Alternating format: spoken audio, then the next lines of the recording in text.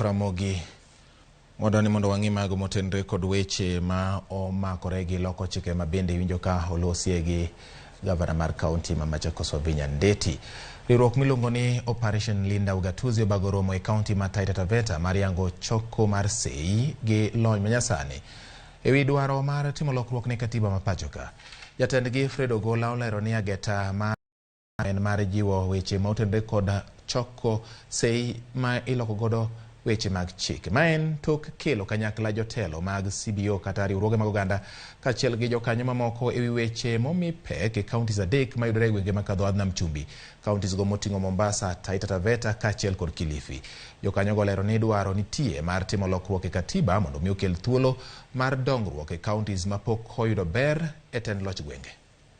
So we will rule with wisdom. We want Kenya to be governed by wisdom. Who is Solomon? All of you Kenyans. That's why I talk about Solomonic movement. So I'm urging you and inviting you to join the Solomonic what? Movement under the umbrella Operation Linda Ugatuzi, so that we can get things right. The spirit of evolution was to ensure that these resources, there's equitable share of resources, but we have not felt it up to now.